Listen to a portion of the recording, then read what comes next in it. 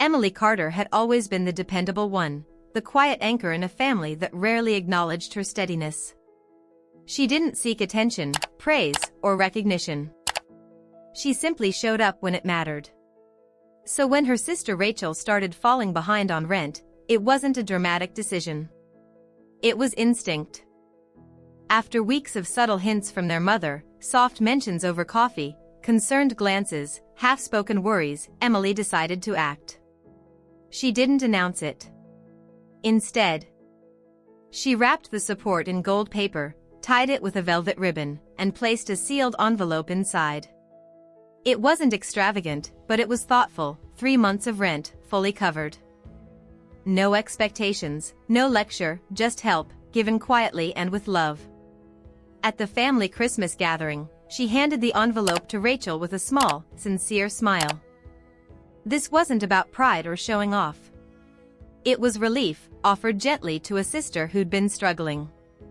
Emily hoped it would bring Rachel a moment to breathe. Maybe even a chance to get back on her feet. But that moment never came. Before Rachel even opened the envelope fully, she rolled her eyes and said loud enough for everyone to hear. She just tries to be needed. Like always. Laughter followed, sharp, cutting, the kind that slices deeper than words. Emily stood still, heartbeat steady, face calm. She hadn't given to be thanked. But in that instant, something shifted. What was meant as a quiet gift became a cruel joke, and Emily saw everything clearly for the first time. The room fell silent, but only for a moment. Then someone, maybe a cousin, maybe an uncle, let out a laugh. Others joined in, chuckling as if Rachel's jab had been a clever joke. The kind of laughter that doesn't just sting, it slices. Emily felt it like a slap, but she didn't flinch. Without a word, she stepped forward, calmly took the envelope back from Rachel's hands, slipped it into her coat pocket, and said, "Useful to know." No yelling, no drama. Just truth. The message was clear, and so was her resolve. 10 minutes later, as she headed for the door, voices began to rise behind her. "Emily, seriously, don't be like that." Someone called. Then her mother's voice, softer but panicked, "Emily, please. Come back. Let's talk." But she didn't turn around. Because for once, Emily was listening to herself, not the guilt. Not the pressure, not the carefully masked expectations that had always kept her in place. And while the house behind her descended into confused pleading, Emily walked into the night with quiet clarity. That moment of mockery, born from her family's discomfort with kindness, had severed something deeper than they realized. They laughed at her generosity, so she left with her dignity. Emily didn't cry. Not in the car. Not when she got home.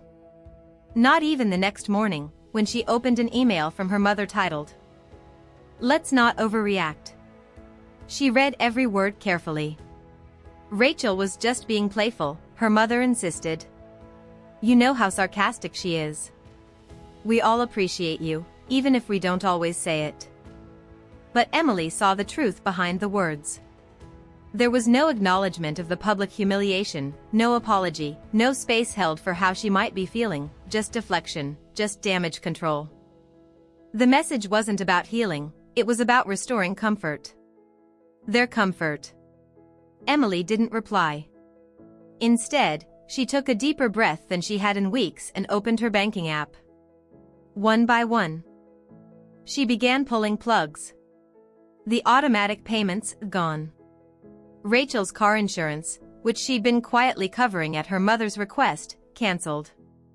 The savings account for her father's business, closed.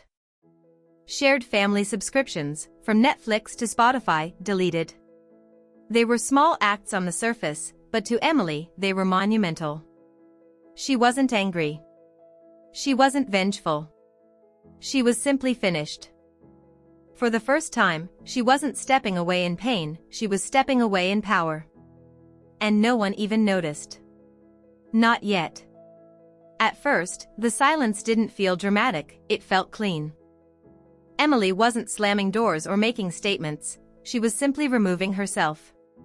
But silence, when it replaces a lifeline, becomes deafening. 5 days after Christmas, the cracks began to show. Her phone lit up with messages. "Emily, have you been paying Rachel's insurance? Hey, the business account's not working, did something happen? Why can't we log into Netflix?" She didn't answer a single one. Not out of spite, but clarity. These weren't just services, they were symptoms of a system that depended entirely on her quiet support. And now that she had unplugged it, the machine was starting to fail. They were confused, frustrated, and, most importantly, exposed. The convenience they'd built on her shoulders was crumbling, and for once, they were the ones scrambling to hold it all together. What they thought was passive generosity had been infrastructure. And she'd been the architect, the engine, and the glue. Now, in her absence, the truth came into focus. Emily hadn't just left the party, she'd taken the power with her. And the people who had laughed the loudest were now the ones falling the hardest, desperate for help that would never come again. In the days that followed, Emily didn't just maintain her silence, she embraced it. No apologies came. No real attempts to understand. Rachel didn't reach out once. There was no accountability, no explanation, just absence. And strangely, that absence brought Emily peace. The space once filled with endless obligations now felt open and light. Her evenings stretched without interruption, her calendar was hers alone.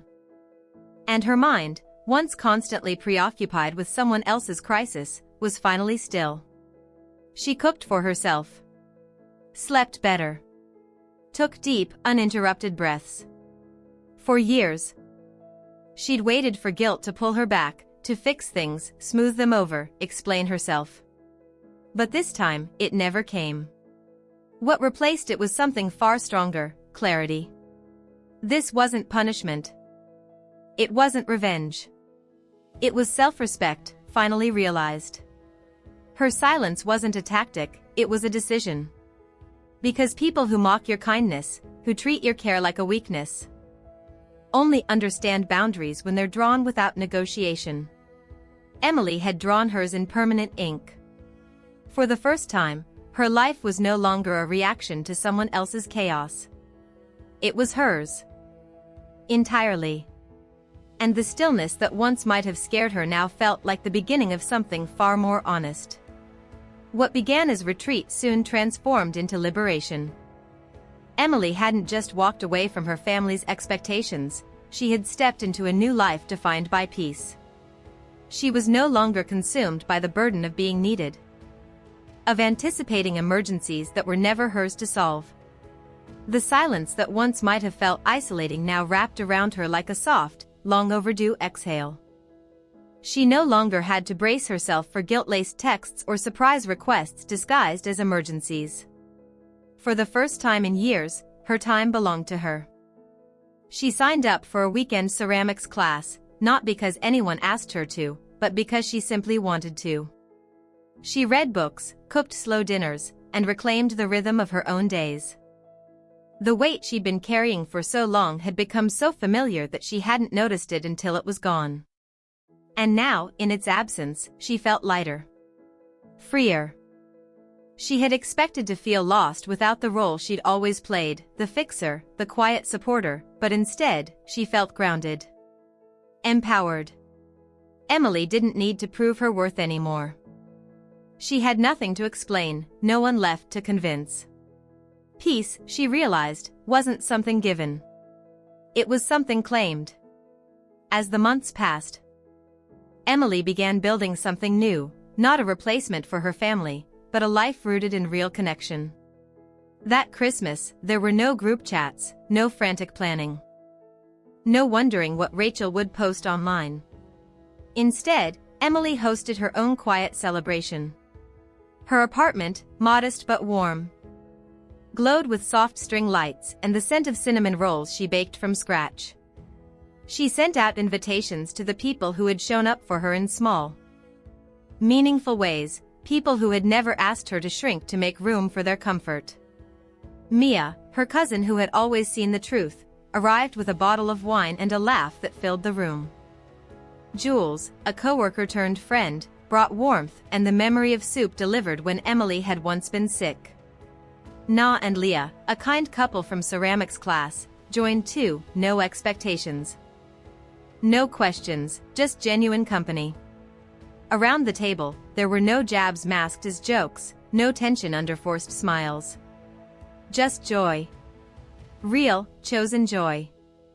And when Jules raised her glass and said, "To Emily, for showing us what peace really looks like," Emily didn't deflect. She smiled, and for the first time, she truly believed it. In the quiet that followed that holiday, Emily finally understood something she had spent her whole life missing. Love isn't measured by how needed you are, it's measured by how freely you're seen, respected, and chosen. Her family had mistaken her silence for servitude, her kindness for weakness, and her support for obligation. But when they laughed at her generosity, what they really revealed was that they never saw her at all, only what she could do for them. So she stopped giving to be noticed. She stopped bending to belong. And in doing so, she reclaimed everything they never valued. Her time. Her energy. Herself. Emily didn't make a grand announcement. She didn't post cryptic messages online. She simply walked away and never looked back.